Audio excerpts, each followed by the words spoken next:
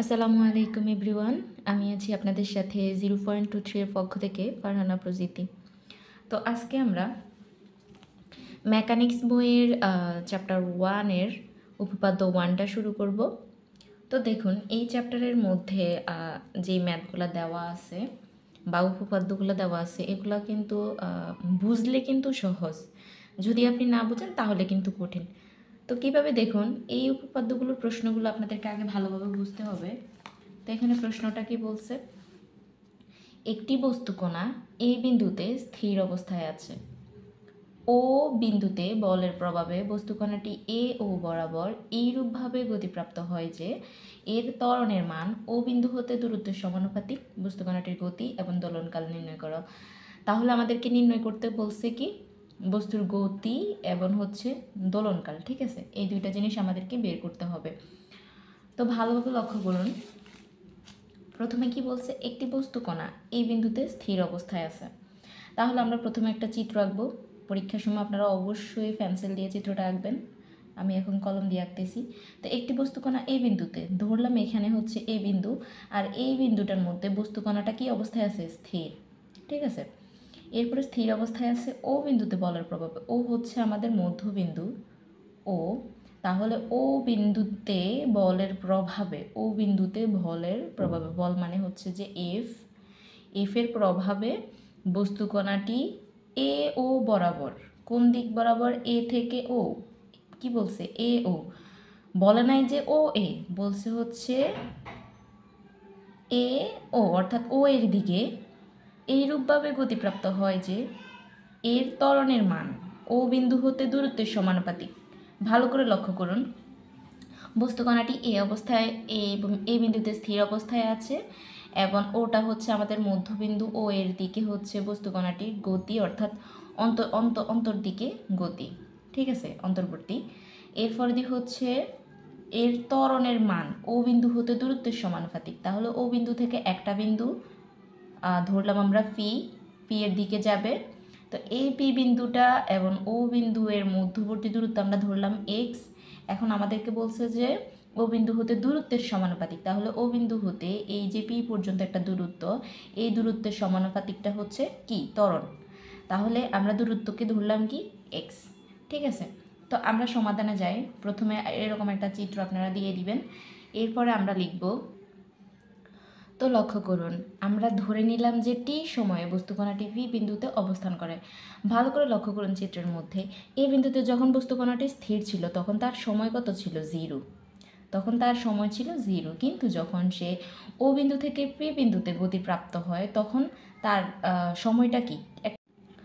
তো দেখুন, যেহেতু পি বিন্দুতে ছিল তো এখানে একটা টি সময় ছিল, তো টি সময়ে বস্তুকণাটি পি বিন্দুতে অবস্থান করে। ঠিক আছে, একটা সময় পর এটা পি বিন্দুতে অবস্থান করে। সেই সময়টা আমরা এখন জানি না, সো আমরা টি ধরে নিছি, যেখানে ওপিটাকে আমরা ধরছি কি, ওপি এর মধ্যবর্তী দূরত্বকে এক্স ধরছি। এখন আমরা কি করব, প্রশ্নতে আমাদেরকে কি বলছে, প্রশ্ন মতে পি বিন্দুতে বস্তুর ত্বরণ, পি বিন্দুতে বস্তুর ত্বরণ সমানুপাতিক এক্স।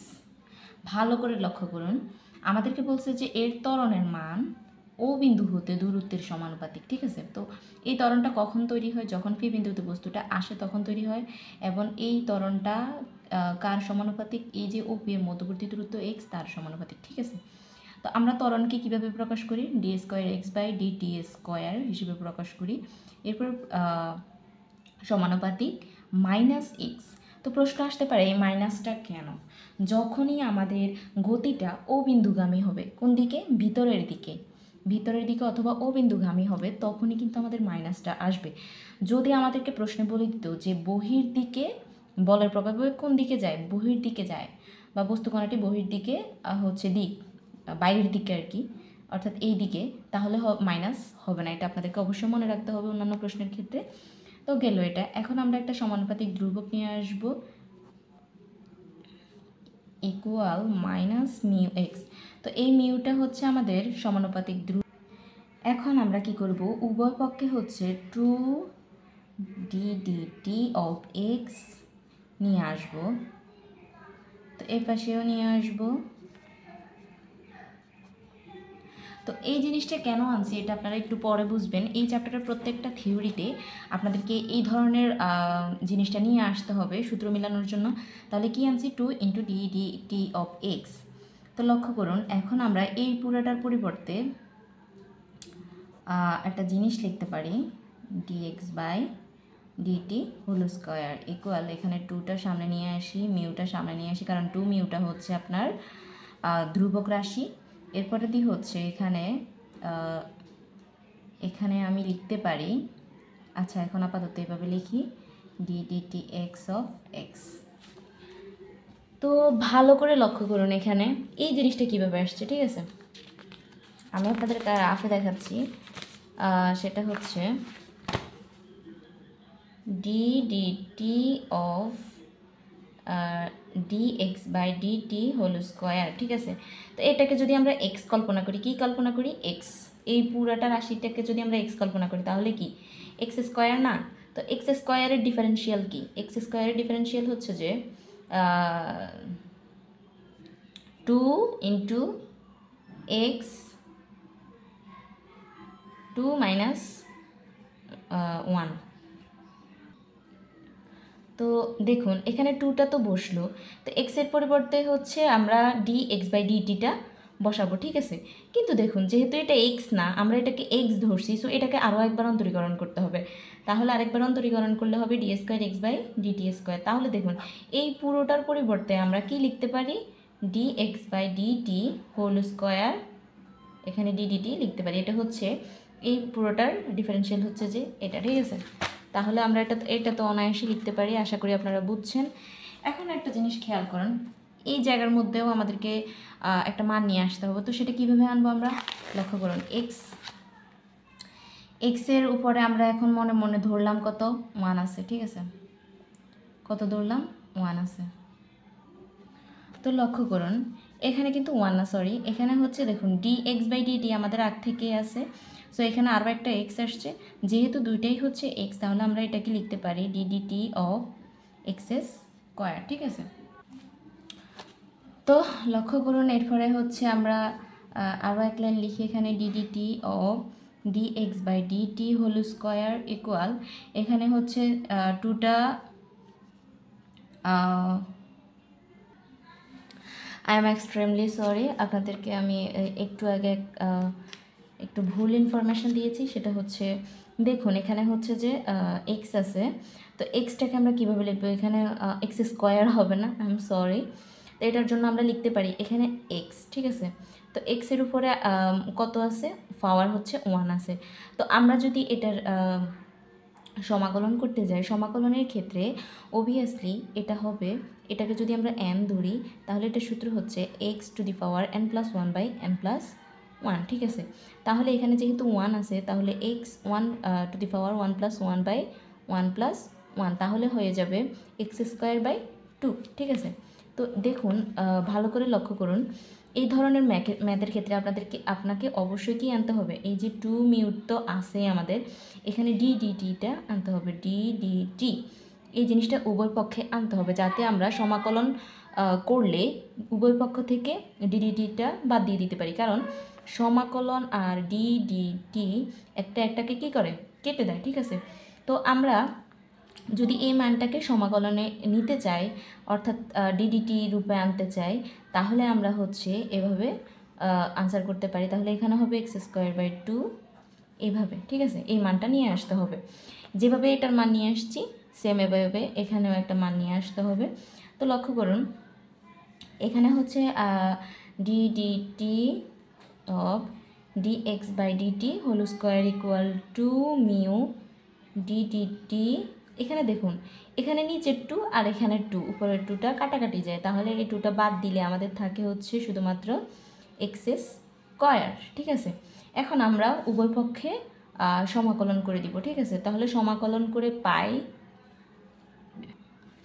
তো লক্ষ্য করুন আমরা যখন সমাকলন করব তখন সমাকলন এর যে চিহ্নটা একটু আগে বললাম, এই চিহ্নটা এবং ddt এই দুইটা কি হবে, কাটাকাটি চলে যাবে, তাহলে আমাদের থাকবে হচ্ছে by dt whole square equal, এখানে মিউ তো ধ্রুবক আছে, এই এক্স স্কোয়ারটা থেকে যাবে এক্স স্কোয়ার, কারণ সমাকলনের চিহ্ন আর ডিডিটি কাটা চলে যাবে, তাহলে আমাদের থাকবে শুধু এক্স স্কোয়ার, এবং সমাকলন ধ্রুবক হিসেবে আমরা একটা কি আনলাম, সি আনলাম, ঠিক আছে। তো এখন লক্ষ্য করেন আমরা কিন্তু এখানে শুধুমাত্র ও ভি ইকুয়াল এক্স ধরছি, ও এ এর টোটাল দূরত্বটা হচ্ছে এ, আমরা এ ধরতে হবে। তাহলে যখন এই ও এর দূরত্বটা এ হবে, মানে এক্স ইকুয়াল এ হবে, এই পুরোটার দূরত্ব যদি এ হয়, তখন আমরা ধরলাম যে এক্স ইকুয়ালও এ হবে, ঠিক আছে। তো এক্স ইকুয়াল যদি এ হয় তাহলে কি হবে, সময় কি হবে, সময় হচ্ছে আচ্ছা আমি আপনাদেরকে করে দেখাচ্ছি।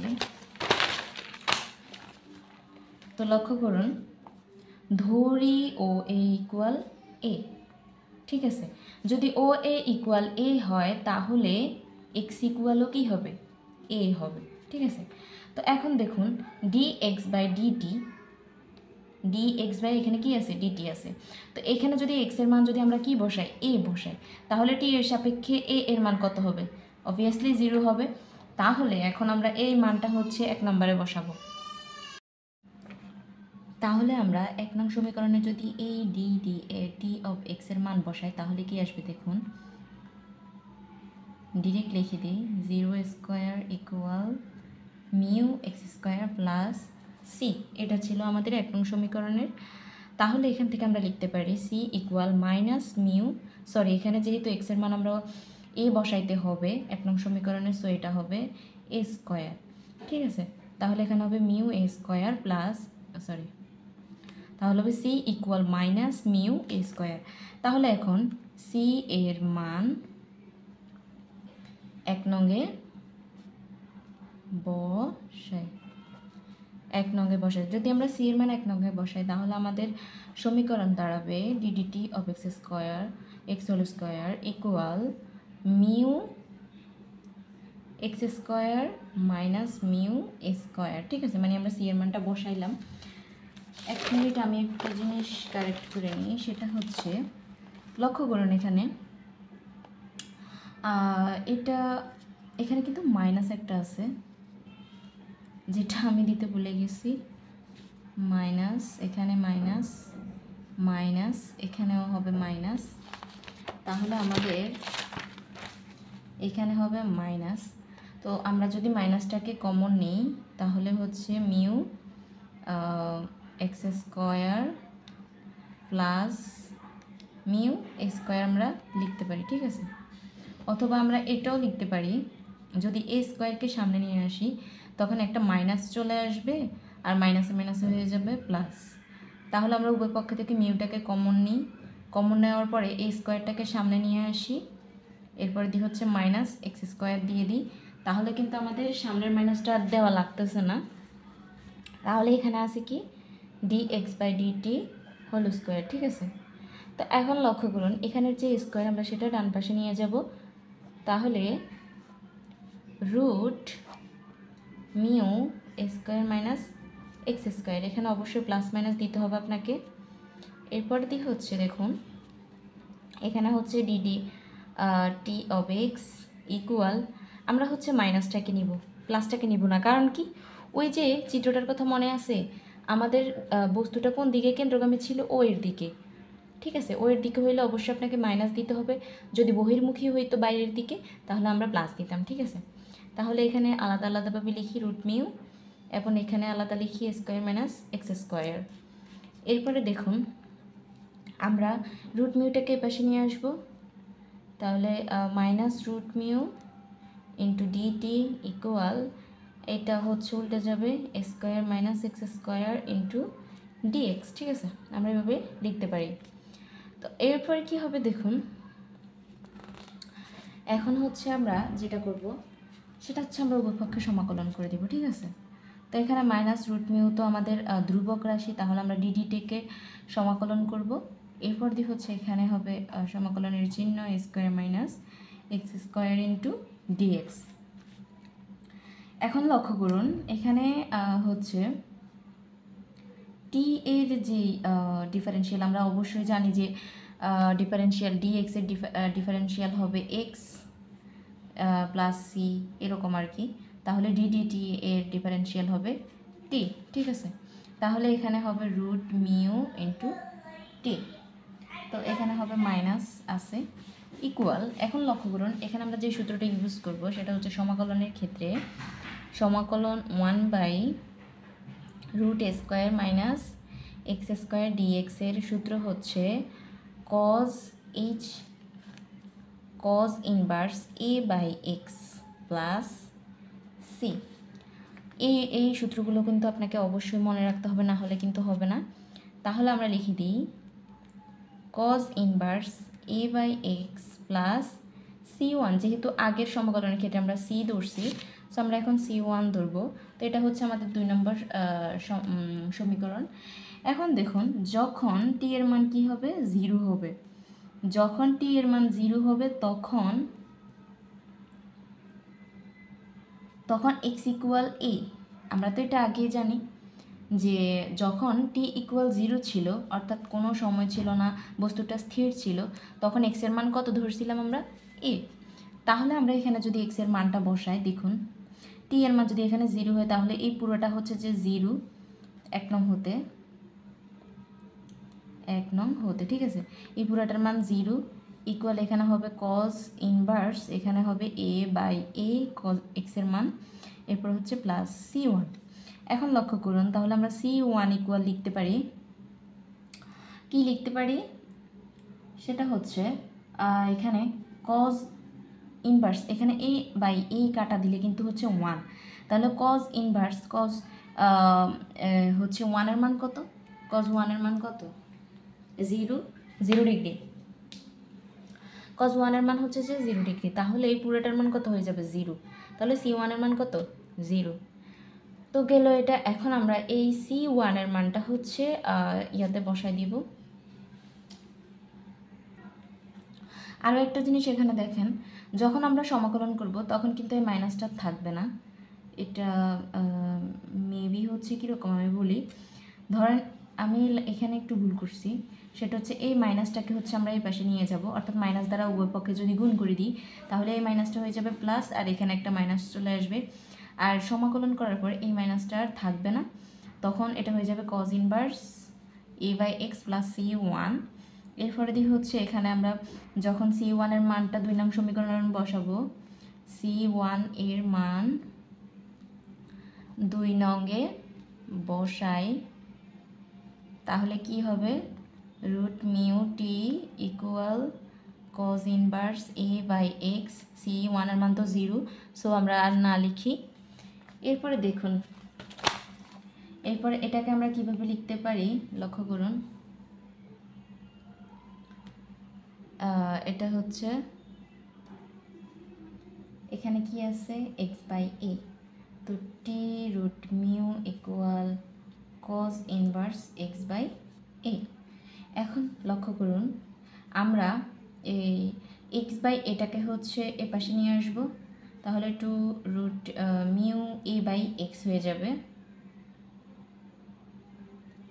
কি বলি সরি, দেখুন টি রুট মিউ একই আছে। এখন cos ইনভার্সকে আমরা যদি এভাবে লিখি, cos ইনভার্সকে 1/cos লিখি, এবং এখানের যে এক্সটা হচ্ছে উপরে চলে যাবে, এটা হচ্ছে cos এর সাথে চলে আসবে। তাহলে দেখুন এই এক্সটা হচ্ছে যদি আমরা কোনাকুনি গুণ করি তাহলে এক্স ইকুয়াল আমরা লিখতে পারি এই পুরোটার সাথে এটা গুণ, তাহলে সাজিয়ে লিখলে এই cos, আর এটাকে যদি ব্র্যাকেটে লিখি টি রুট মিউ, তাহলে এক্স এর মানটা আমরা পেয়ে যাই। এই এক্সটাই হচ্ছে বস্তুটির গতি। তাহলে আমরা বস্তুর গতীয় সমীকরণটা পেয়ে গেলাম। এখন আমাদেরকে যেটা বের করতে হবে সেটা হচ্ছে দোলনকাল।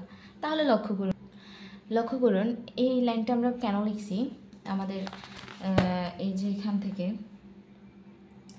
ddt of x equal minus root mu root a² minus x², অর্থাৎ কোনো সমাকলনের আগেই হচ্ছে আমরা আগের যে লাইনটা এই লাইনটা থেকে হচ্ছে আমরা এখন দোলনকালটা বের করব। কারণ দোলনকাল কীভাবে বের করব লক্ষ্য করুন, সরি কি বলতেছি আমি, এটা দোলনকাল না, তো এখানে হবে ডিডিটি এক্স এর মানটা আমরা বের করব। তাহলে যখন বস্তুটি ও বিন্দুতে এসে পৌঁছাবে তখন এক্স ইকুয়াল কী হবে 0 হবে, ঠিক আছে, অর্থাৎ দূরত্ব শূন্য হয়ে যাবে। তাহলে দেখুন, লক্ষ্য করুন, এই হচ্ছে আমাদের চিত্র, এটা হচ্ছে ও, এটা হচ্ছে এ, এটা হচ্ছে ফি, এটার দূরত্ব হচ্ছে যে এক্স। বলছে যখন বস্তুটি ও বিন্দুতে এসে পৌঁছাবে, অর্থাৎ এ থেকে যখন বস্তুটা কোথায় আসবে, ও বিন্দুতে এসে পৌঁছাবে, অর্থাৎ দূরত্বটা তখন কি হয়ে যাবে, জিরো হয়ে যাবে না, কারণ এই বিন্দুতে আসলে তখন আর কোনো দূরত্ব থাকবে না, তখন এক্স ইকুয়াল কী হবে, জিরো হবে।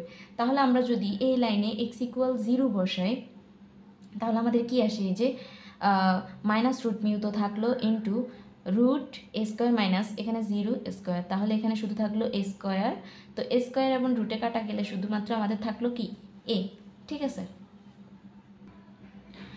এখন লক্ষ্য করুন, যেহেতু বেগ শূন্য নয়, এটার আমরা দূরত্বটা শূন্য, কিন্তু বেগ কিন্তু শূন্য নয়, বেগ হচ্ছে চলতে থাকবে আমাদের। যেহেতু বেগ শূন্য নয়, সুতরাং বস্তুকণাটি ও বিন্দুকে অতিক্রম করবে, অর্থাৎ যেহেতু বেগটা শূন্য নয়, চলতে আসে, তাহলে এটা ও বিন্দুকে কী করবে, অতিক্রম করবে। তাহলে ধরলাম এটা হচ্ছে এ প্রাইম। তাহলে এটি কেন্দ্রীয় বলের প্রভাবে ত্বরণের দিক পরিবর্তন হবে এবং এর বেগ হ্রাস পেতে থাকবে, অর্থাৎ বেগটা আস্তে আস্তে আস্তে ও বিন্দুতে আসবে এবং এটার বেগ যেহেতু শূন্য নয়, সো এটা চলতে থাকবে আস্তে আস্তে হ্রাস পেতে পেতে এ প্রাইম বিন্দুতে এসে থামবে। তাহলে ও এ ইকুয়াল আমরা ও এ প্রাইম লিখতে পারি। তো এটাকে যদি আমরা কোনো দোলন বস্তুর সাথে তুলনা করি, ধরলাম এখানে একটা ঝুলন্ত বস্তু আছে, তো এখানে হচ্ছে যে একটা ও বিন্দুতে একটা বস্তু ছেড়ে দিলে বস্তুটা আপনার প্রথমে এ বিন্দুতে স্থির ছিল, এ বিন্দু থেকে যদি ছেড়ে দিই, এটা আস্তে আস্তে ওতে আসবে, ওতে গিয়ে আস্তে আস্তে আস্তে আস্তে এখানে এসে কি হবে, থামবে, এ প্রাইমে এসে থামবে। ঠিক আছে, তো এ প্রাইম থেকে আবার হচ্ছে এটা গতিবৃদ্ধি পেয়ে আবার এতে গিয়ে হচ্ছে থামবে, অর্থাৎ এখান থেকে এখানে একবার, ওতে একবার, ও থেকে এ প্রাইমে একবার, এ প্রাইম থেকে ওতে একবার এবং ও থেকে এতে একবার, টোটাল 4 বার সে কী করবে, ধুলবে। এটা যদি দোলন গতির সাথে তুলনা করি তাহলে এটা কি 4 বার হচ্ছে ধুলবে। তাহলে আমরা যদি এখন এটার দোলনকাল বের করতে যাই, তাহলে দেখুন কি হবে। তাহলে দেখুন, এই যে আমরা 3 নম্বর সমীকরণটা পাইছি, এক্সের মান, এক্স ইকুয়াল গতীয় সমীকরণ। তাহলে দেখুন 3 নং সমীকরণে আমরা এক্স ইকুয়াল যদি 0 বসাই, বস্তুকণাটি এ হতে ও বিন্দুতে যাওয়ার সময়টা পাওয়া যাবে। ঠিক আছে, দূরত্ব আমরা সমান 0 বসাইলাম। তাহলে এ থেকে ও বিন্দুতে প্রথমে আমরা এর সময় বের করব। ঠিক আছে, তো দেখুন এখানে 0 বসাইলাম, একে যদি আমরা ডান পাশে নিয়ে যাই তাহলে 0 হয়ে যাবে। তাহলে রুট মিউ ইকুয়াল হচ্ছে যে 0, বা এটা সমান আমরা লিখতে পারি cos 0 ডিগ্রির মানটা আমরা লিখতে পারি। তাহলে cos t root mu equal cos 0 ডিগ্রির মান হচ্ছে 90 ডিগ্রি, তাহলে আমরা লিখতে পারি cos π/2। তাহলে উভয় পক্ষ থেকে cos যদি বাদ চলে যায় তাহলে দিয়ে আমার কি থাকলো, তাহলে দেখুন এখানে উভয় পক্ষ থেকে cos বাদ দিয়ে দিলাম এবং এখানে হচ্ছে টিটাকে রেখে রুট মিউটাকে যদি ডান পাশে নিয়ে যাই সেটা গুণাকারে চলে যাবে নিচে। তাহলে আমরা সময় পেয়ে গেলাম π/2 রুট মিউ। এটা কিসের সময় পেলাম, শুধুমাত্র এ থেকে ও এর সময়টা পাইলাম। ঠিক আছে, একবারের, আমাদের আরও 3 বার, টোটাল হচ্ছে 4 বার, এখানে ও থেকে এতে একবার যাবে, এ থেকে ওতে একবার আসবে, ও থেকে এ প্রাইমে একবার যাবে, এ প্রাইম থেকে ওতে একবার আসবে, টোটাল কতবার, 4 বার। ঠিক আছে, তাহলে এটা আমরা কীভাবে বের করব, দেখুন সময় পর্যন্ত তো আমরা বের করব। তাহলে আমরা দোলনকাল সমান যে সূত্রটা জানি সেটা হচ্ছে একটি পূর্ণ দোলনের সময়। তো একটা পূর্ণ দোলন হচ্ছে টোটাল 4 বার, তো আমরা লিখতে পারি 4 ইন্টু যে সময়টা বের করছি সেই সময়, অর্থাৎ এ হতে ও বিন্দুতে পৌঁছানোর সময়।